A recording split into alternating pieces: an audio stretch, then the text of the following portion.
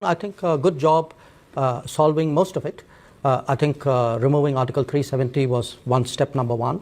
Holding elections, which were done with a very high turnout, was step number three. I think the part we are waiting for is the return of the stolen part of Kashmir, which is under illegal Pakistani occupation. When that's done, I assure you, Kashmir solved. Take a gentleman here on the aisle. Yep. My name is Nisar. I am an author and a journalist. Let me make you a little nervous, Your Excellency. Thank you very much for your dissertation. Yeah. Kashmiris are up in arms because India is occupying Kashmir illegally. That's the reason why they are protesting. Now, given Mr.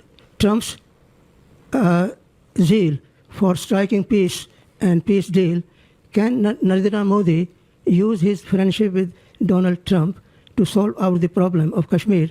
There are 1 million soldiers stationed in Kashmir to control 7 million Kashmiris. So what are you going to do about the Kashmir problem? Okay, you haven't spoken about. Can we just capture the question there? Thank you. Look, on Kashmir, actually we have done, I think, a good job solving most of it.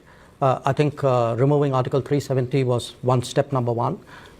Then restoring growth and economic activity and social justice in Kashmir was step number two. Holding elections, which were done with a very high turnout, was step number three. I think the part we are waiting for is the return of the stolen part of Kashmir, which is under illegal Pakistani occupation. When that's done, I assure you, Kashmir solved. The second question, Global South. Look, there are different ways of looking at it, and I give you a perspective. What do countries in Global South largely want? They want more options. They want more experiences to compare, relatable experiences. They would like to get into relationships which actually help them build their society on a sustainable basis. So forget India, China for a moment. I think what is happening and is that much of the Global South in the previous decades had very limited options. They either had Western options, they had multilateral development banks, which were in a way associated with it.